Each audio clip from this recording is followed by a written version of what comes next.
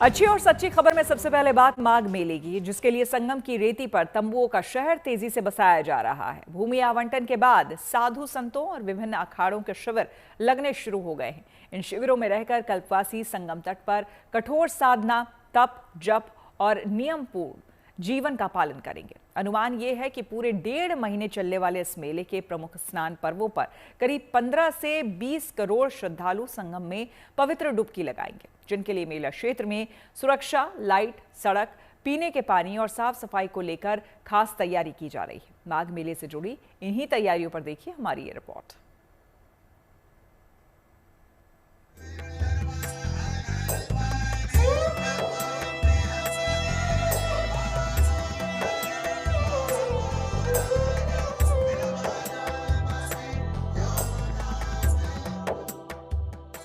संगम की रेती पर कुछ यूं आकार ले रहा है तंबुओं का ये शहर। माघ मेले के दौरान देश भर से आने वाले कल्पवासी तंबुओं से बने इसी शहर में रहकर 1 महीने की कठोर साधना, जप तप और नियम पूर्ण जीवन का पालन करने वाले हैं।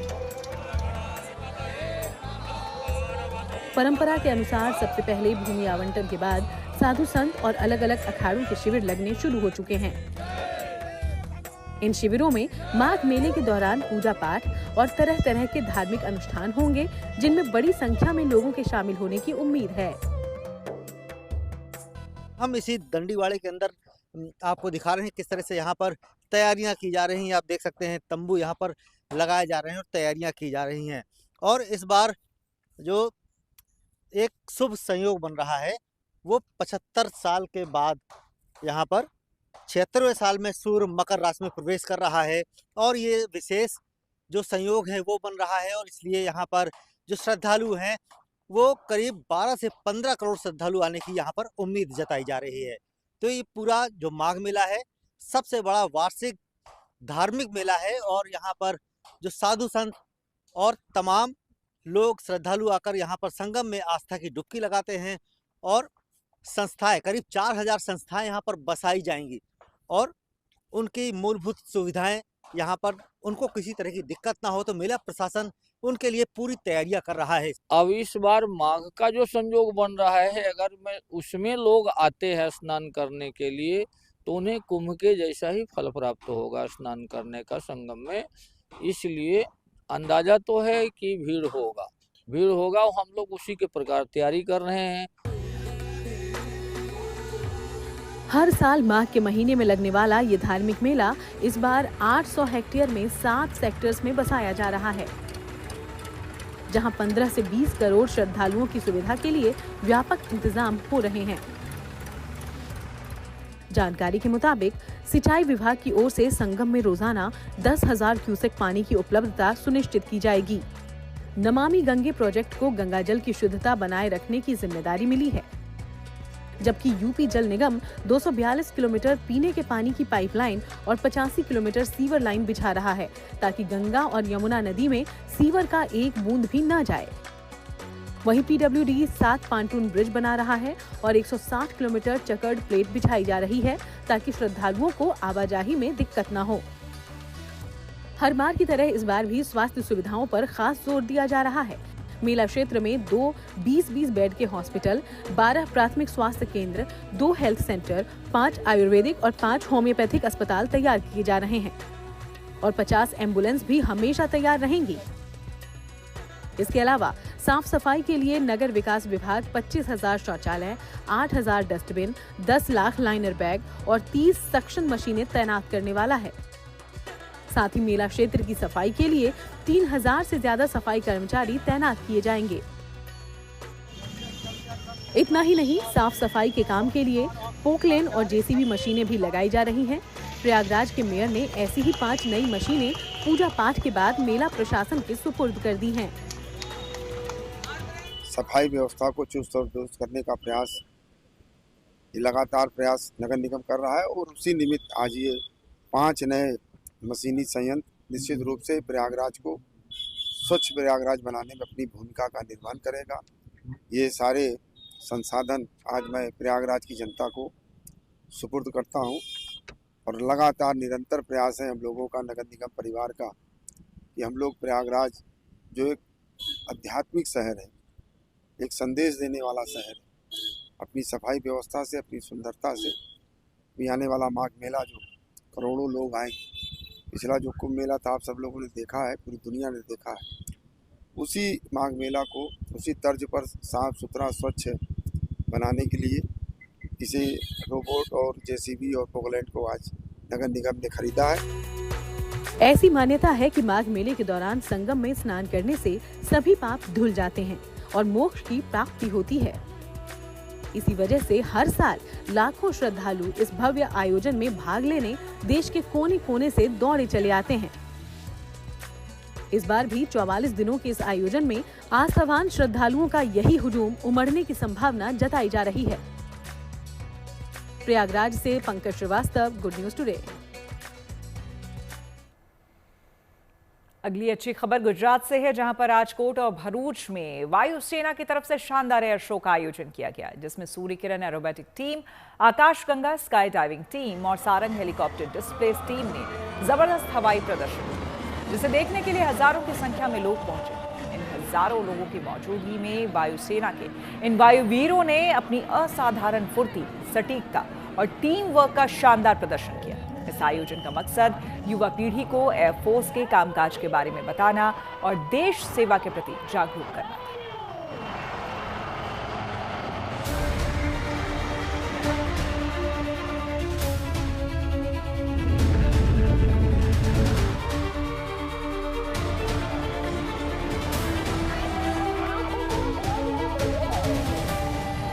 दो शहर और दोनों ही जगह हिंद की वायुवीरों के शौर्य, अनुशासन और टीम वर्क का बेहद उम्दा प्रदर्शन। एक्शन से भरपूर ये तस्वीरें वायुसेना के एयर शो की है, जो आई है गुजरात के राजकोट और भरूच से। इन दोनों ही शहरों में वायुसेना की ओर से एयर शो आयोजित किया गया, जिसे देखने के लिए बड़ी संख्या में लोग पहुंचे। राजकोट के आसमान में जब सूर्य किरण एरोबेटिक टीम ने अपने एक से बढ़कर एक हवाई करतब दिखाए, तो कार्यक्रम में आए लोग रोमांच से भर उठे।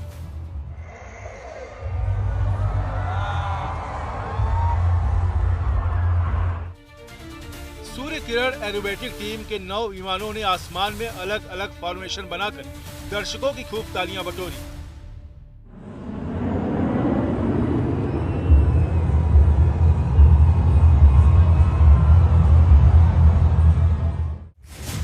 सूर्य किरण एरोबेटिक टीम ही नहीं, आकाश गंगा स्काई डाइविंग टीम के जवानों ने भी अपने प्रदर्शन से एयर शो को नई ऊंचाइयों पर पहुंचा दिया। 8000 फीट की ऊंचाई पर उड़ते एयरक्राफ्ट से स्काई डाइविंग टीम के जवानों ने जंप कर कुछ देर के लिए लोगों की धड़कनें तेज कर दी, लेकिन अपनी ट्रेनिंग और कुशलता की बूटी अटल सरोवर के मैदान में परफेक्ट लैंडिंग कर सभी दर्शकों का दिल भी जीत लिया।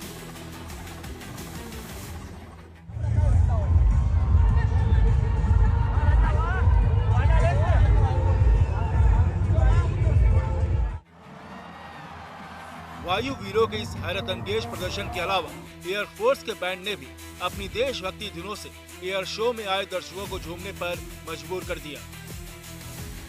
राजकोट में हुए इस एयर शो के जरिए लोगों को न सिर्फ वायुसेना के पराक्रम, कामकाज और अनुशासन को करीब से जानने का मौका मिला, बल्कि ऐसे कार्यक्रम के जरिए युवाओं को राष्ट्र सेवा के प्रति जागरूक भी किया गया। हमने आपको 25 से 30 मिनट तक का करतब दिखाया।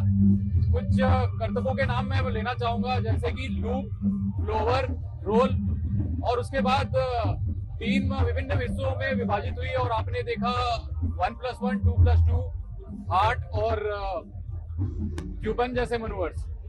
तो मैं आशा करता हूं कि आप लोगों को ये शो काफी अच्छा लगा होगा, और जो युवा यहाँ आए थे मैं चाहता हूं कि वो इससे प्रेरित हो और ज्यादा से ज्यादा लोग एयरफोर्स और डिफेंस फोर्सेस को ज्वाइन करें।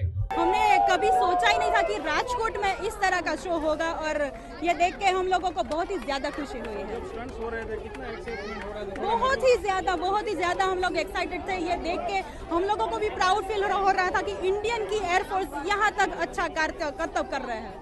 राजकोट में पहली बार हो रहा है शो, और हमारी वायुसेना बहुत ताकतवर है, बहुत अच्छा शो। सब करतब कैसे लगे आप? बहुत सही। आप किनके साथ यहाँ देखने के लिए? हम फैमिली और फ्रेंड्स के साथ देखने आए। राजकोट की तर्ज पर ही भरूच के अंकलेश्वर एयरपोर्ट पर वायुसेना के वीरों ने अपने अद्भुत पराक्रम का परिचय दिया।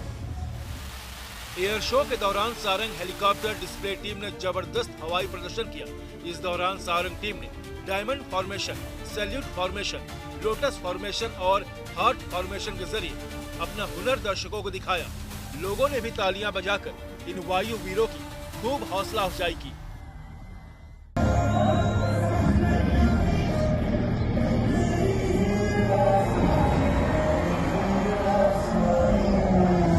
मैं बहुत ही आभारी हूँ यहाँ की जनता का, और हमारा सारंग हेलीकॉप्टर डिस्प्ले टीम का जो एक मोटो है उत्कृष्टता या प्रेरणा, वो यहाँ पर सिद्ध होता नजर आ रहा है। आशा यही है कि इस डिस्प्ले से प्रेरित होकर हमारी गुजरात के युवा, भरूच के युवा प्रेरित होंगे और भारतीय वायुसेना को आकर ज्वाइन करेंगे। इसके बाद बारी आई आकाशगंगा टीम, जिसने 8000 फीट की ऊंचाई से उतरे हुए फ्री फॉल, स्पाइरल डाइव और फ्लैग डिस्प्ले जैसे हवाई करतबों से लोगों में जोश भर दिया।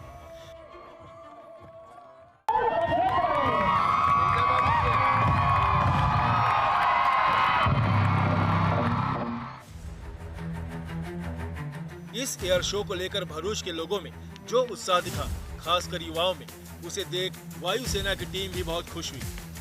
पहले भी डिस्प्ले किया है, बट साउथ गुजरात में पहली बार था, एंड जो हमें रिस्पांस मिला है वो तो बहुत ही काबिले तारीफ है। मतलब हमें मजा आ गया, दिल खुश हो गया हमारा। सारा भरूच जैसे हमारे स्वागत के लिए आज यहाँ पर था। राजकोट और भरूच में हुए इस आयोजन ने न केवल रक्षा क्षेत्र में भारत के बढ़ते स्वदेशीकरण को प्रदर्शित किया, बल्कि सशस्त्र बलों के साथ लोगों के बढ़ते जुड़ाव को और मजबूत किया है। राजकोट से रौनक मजीठिया और भरूच से Vicky Joshi, good news today.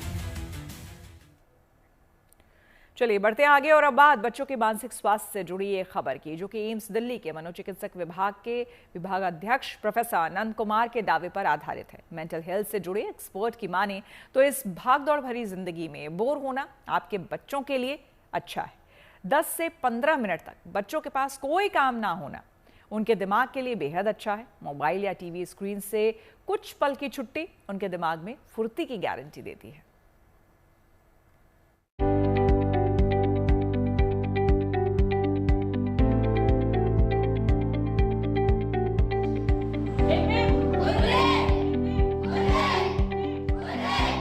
आजकल की कंपटीशन भरी जिंदगी में बच्चों के व्यक्तित्व के बहुआयामी विकास पर हर किसी का जोर है। दौड़ती भागती जिंदगी यानी भागम भाग भरी और तेज रफ्तार जिंदगी में ज्यादातर पेरेंट्स चाहते हैं कि उनके बच्चे पढ़ाई, खेल या फिर हर क्षेत्र में दूसरे बच्चों से आगे रहें। कुछ देर के लिए अपने बच्चों का खाली बैठना भी माता पिता को अखर जाता है। वो खाली दिमाग शैतान का घर वाली पुरानी कहावत को कुछ ज्यादा ही गंभीरता से लेने लगते हैं। बच्चों के लिए स्कूल, खेलकूद, ट्यूशन और सेल्फ स्टडी के अलावा खाली बैठना भी जरूरी है। कुछ देर के लिए किसी भी तरह की एक्टिविटी में शामिल नहीं रहना उनके विकास के लिए अच्छा है। रूटीन भरी जिंदगी में उनका बोर होना उनके मानसिक स्वास्थ्य के लिए बेहद जरूरी है। मेंटल हेल्थ से जुड़े एक्सपर्ट्स यानी मानसिक स्वास्थ्य से जुड़े विशेषज्ञों का मानना है कि इस भाग दौड़ भरी जिंदगी में कुछ मिनट तक खाली होना बच्चों के लिए अच्छा ही है। दिन भर में किसी भी समय बिल्कुल खाली बैठे रहने की आदत की वजह से उनका दिमाग खुद को रीसेट कर रहा होता है। बोरियत भरा पल बच्चों को नई चीजें सोचने और खुद को मैनेज करना सिखाता है। ब्रेन को भी तो एक रेस्ट की जरूरत है। अगर वो लगातार काम करती रहे कोई मशीन, चाहे वो लो लेवल पे ही काम करती रहे लगातार मशीन, तो वो कहीं ना कहीं फिर ब्रेक होने के चांसेस बढ़ जाते हैं।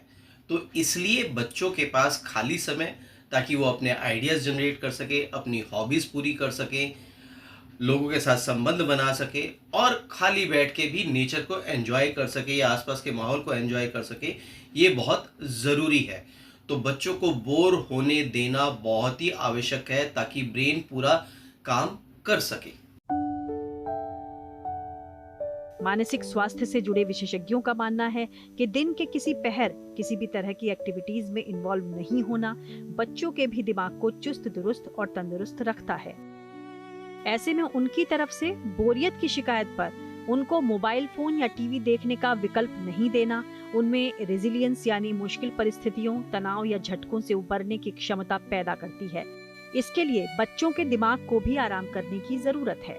लगातार जानकारी और स्क्रीन से घिरे रहने के कारण उनके दिमाग को रुकने का मौका ही नहीं मिल पाता। बहुत सारे केसेस में हम आजकल ये देखते हैं कि it is because of constant need of stimulation, यानी आपको खाली बैठना नहीं आता है, आपको कंटिन्यूअसली कुछ ना कुछ स्टिमुलेशन चाहिए जो इंस्टेंट ग्रेटिफिकेशन देता हो। एंड उस वजह से ये डूम स्क्रोलिंग हो गया कि कंटिन्यूस हम यूट्यूब के वीडियोस देखते रहें या इंस्टाग्राम पे देखते रहें या हम गेमिंग में, which is constantly engaging my brain. कुछ देर की छुट्टी दिमाग को फुर्ती और नई ऊर्जा से भर देती है। बर्नआउट नहीं होने से उनमें तनाव कम होता है, एकाग्रता के साथ स्थिरता भी बढ़ती है। जैसे खालीपन, so it is also important and it is part of our therapy also कि जब हम बच्चों के साथ ये काम कर रहे हो तो जहाँ पे उन्हें इस डिवाइस से थोड़ा डिस्टेंस दिलाए या जिस चीज से वो एडिक्ट हैं उससे थोड़ा वर्क करे, तो वी इंट्रोड्यूस दो स्पेसेस, क्योंकि when you are not doing anything तब क्रिएटिविटी आपकी बढ़ती है। इसके अलावा स्कूल में पढ़ने वाले बच्चों के लिए गॉसिप्स यानी छोटी बातों पर हंसी, एक दूसरे की चुटकी या हल्के फुल्के मजाक भी छोटी उम्र में तनाव को दूर करते हैं। यानी दिन में कुछ मिनटों में कुछ नहीं करने की आदत और गॉसिप से जुड़ा व्यवहार बच्चों के दिमाग के लिए सुपर चार्जर की तरह काम करेगा, जो उनकी मेंटल हेल्थ के लिए नए बूस्ट की तरह साबित होगा और बोरियत की वजह से थके दिमाग की बत्ती फिर से जल उठेगी। Bureau report, good news today.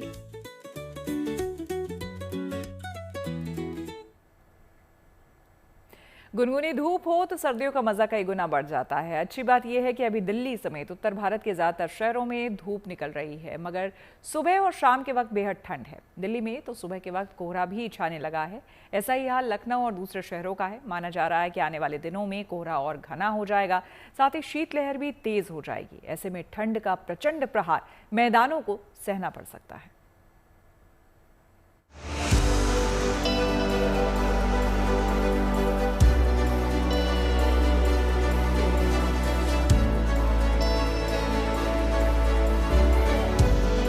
जैसे जैसे दिसंबर आगे बढ़ रहा है, धुंध की चादर गहरा रही है।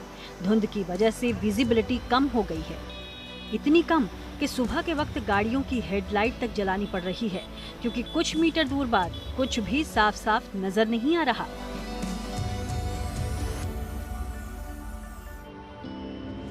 ये दिल्ली का अक्षरधाम मंदिर है, जो आम दिनों में फ्लाईओवर से नजर आ जाता है, मगर इन दिनों ये धुंध के आगोश में समाया हुआ है। ऐसा ही कुछ नजारा दिल्ली के दिल कहे जाने वाले इंडिया गेट का भी है। वहां धुंध की चादर में लोग मॉर्निंग वॉक कर रहे हैं। मौसम का ये मिजाज दिल्ली की सर्दी के तेवर बताने के लिए काफी है।